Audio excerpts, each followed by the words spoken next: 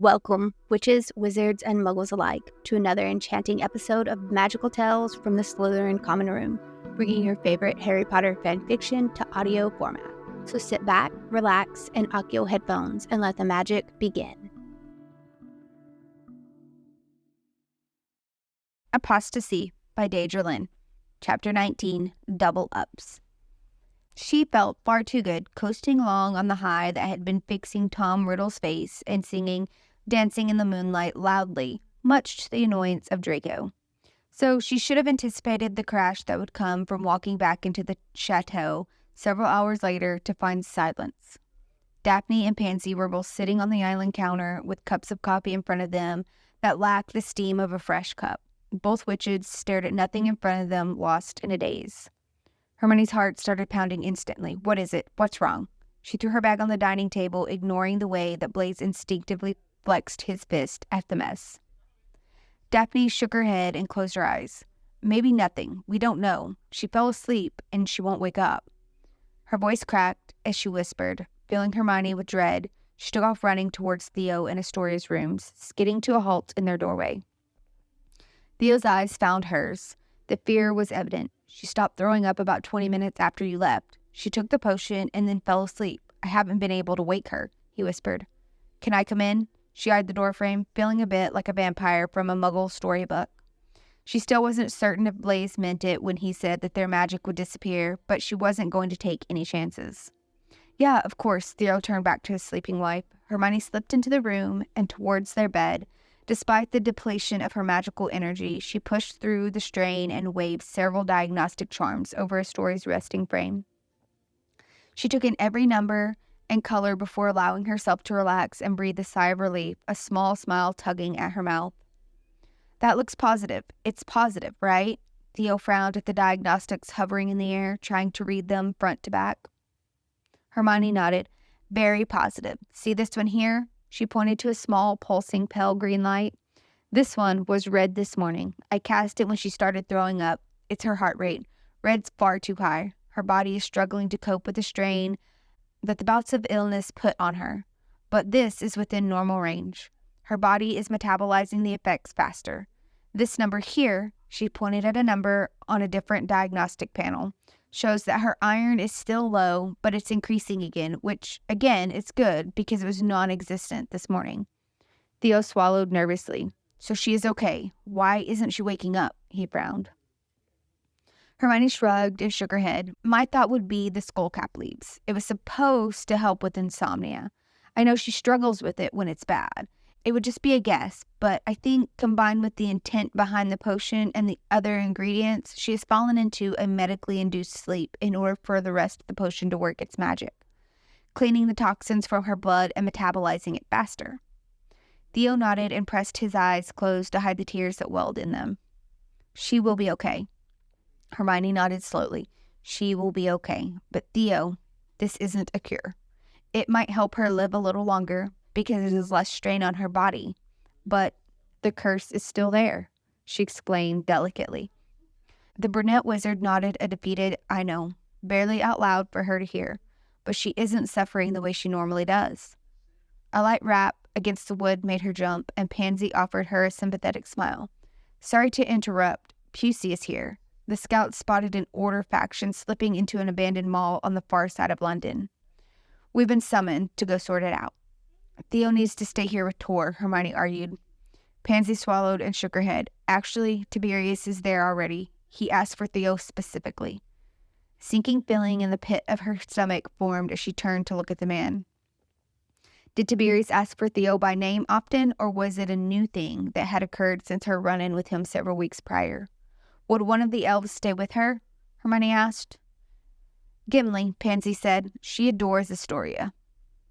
When we first moved here, she and Astoria spent a long time together working on the design of the gardens. Astoria let her take the lead on it more than most wizarding families would. She and Astoria will walk the grounds together and discuss the changes Gimli made. Hermione nodded, and Pansy repeated, Gimli, in a different tone. A small house elf sprung out of the ground, much younger than Zimmy. The elf appeared to be barely a young adult in elf years. Gimli, we need to go out, but we cannot leave Miss Tori alone. Would you please stay with her? I know it isn't, of course. Gimli will stay. Gimli loves Miss Tori. Gimli will make sure she is well cared for and nothing bad happens. The small elf delighted at Theo's words, clambering up onto the bed beside Astoria and staring down at her with big, wide eyes. Theo hesitated before pressing a kiss to the sleeping witch's forehead and slipping off the bed. He turned to Hermione and forced a smirk in place. Time to kick your ass, princess. Hermione snorted. Dream on, Theodore. Even half depleted, I will wipe the floor with you. Oh yeah? How did it go? Theo brightened from remembering why she had been absent for the morning. Baldy now has a face, and he called me Hermione, so he no longer hates me. Hermione chirped brightly. I've decided to call him Tom, she explained as they made their way back into the kitchen. Theo raised an eyebrow at her, sticking out his tongue into his cheek for a moment. Am I looking at the soon-to-be Miss Darklord?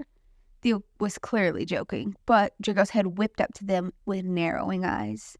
His reaction pulled a smug grin from Hermione, who shrugged. Who knows? Never say never, right? She answered, her eyes locked on Draco, and practically growled. If you two are done fucking around, we need to leave, he snarled and stormed from the house. Theo let out a long, low whistle, but Hermione felt quite proud of herself. Ginny slid up beside her and bumped her shoulders together. Everyone else tried to hide their amusement. Tensions had been continuously, steadily growing between her and Draco, but she wasn't about to let him win. She liked riling him up, possibly a little too much. The only comfort she found in it was that he was the only other person currently not having sex in this house. Oh, sweetheart, you are going to chew him up and spit him out on a leash, Daphne commented. That's the plan, Hermione winked her way before following Draco out. Hey, I have a question, she directed at him as she approached the apparition point, feigning innocence. If I did marry Tom, would that make me your boss? She could barely contain the glee at the way he clenched his jaw.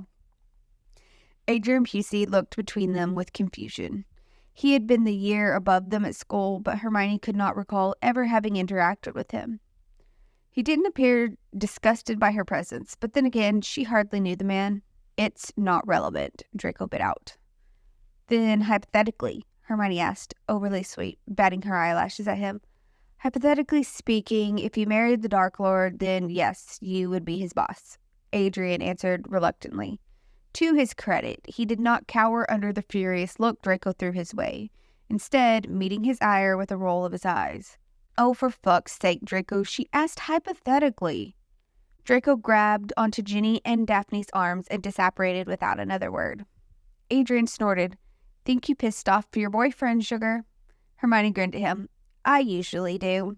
She didn't bother to deny Adrian's assumption. Never say never, right? Pansy, Theo, Blaze, and Adrian all linked up. Hermione grabbing on at the last second before she was yanked through her navel through space, bouncing to a stop briefly in a forest clearing and then again in an alleyway.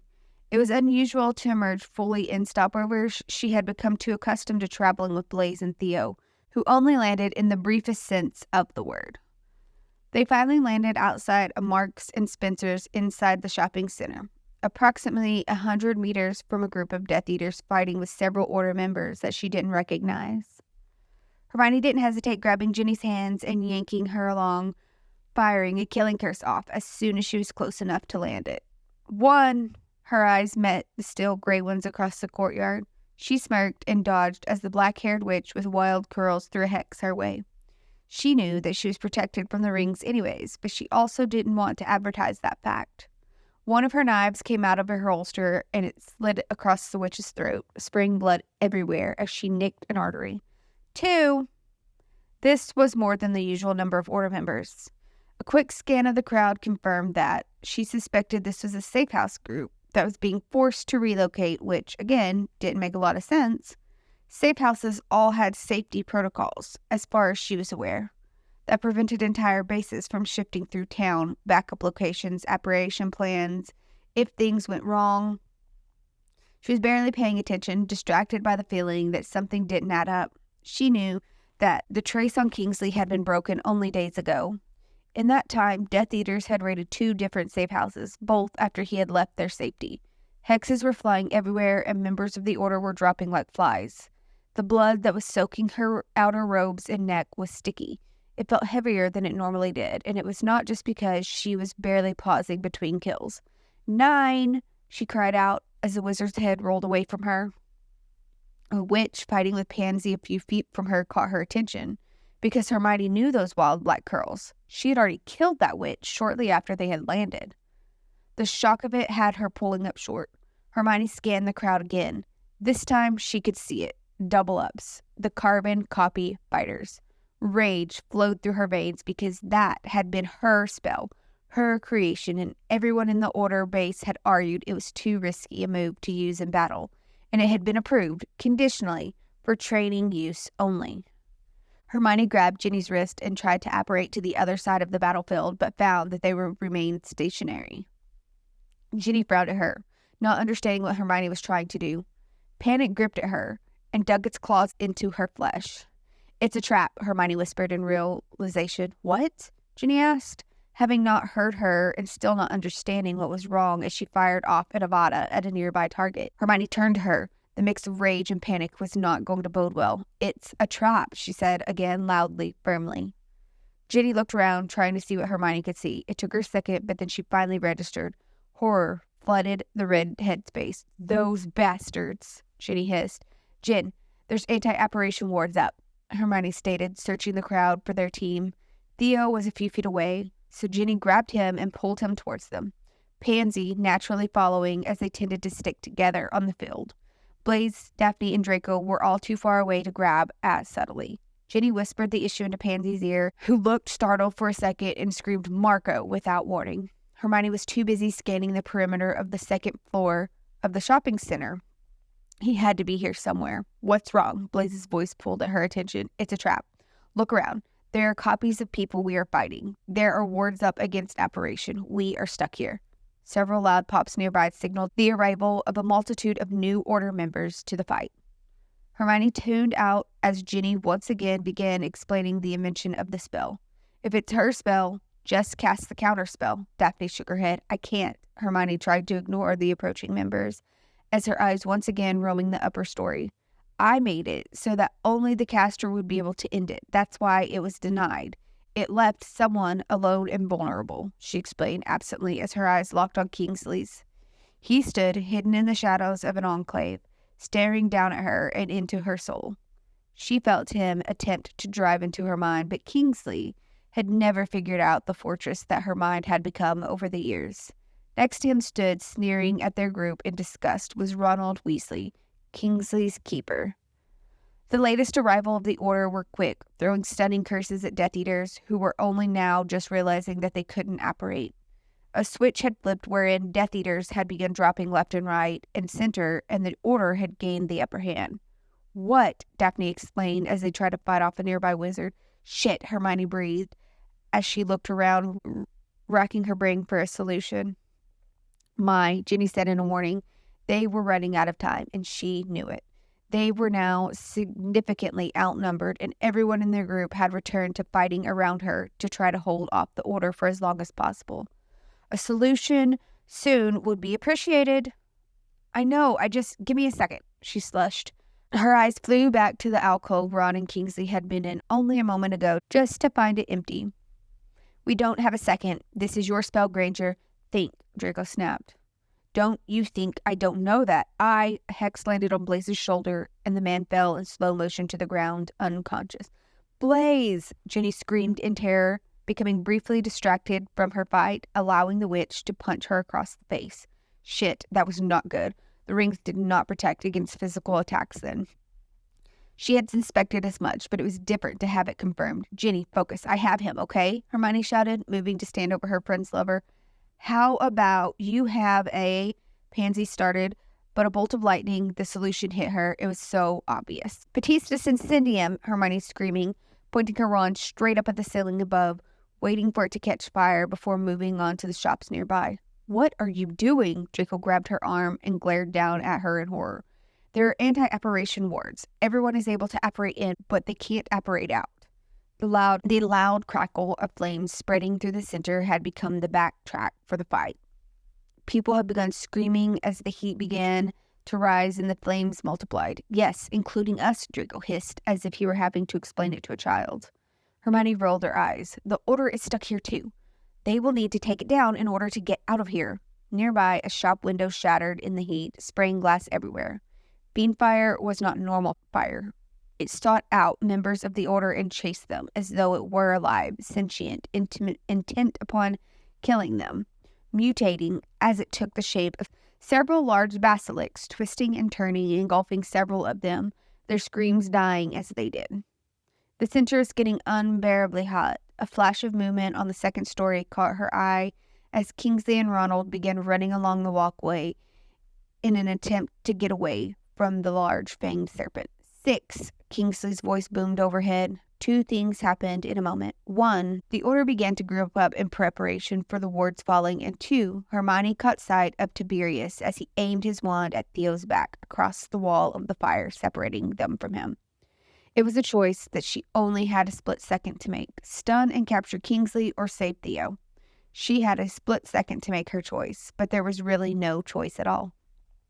She stepped between Theo and his father, shielding him from whatever spell was now hurtling their way, deflecting it effortlessly, while her eyes sought out Kingsley, who was looking at her smugly. It was too late to act now, because at that precise moment the wards fell, and Kingsley and Ron were gone, leaving behind the bodies of their dead.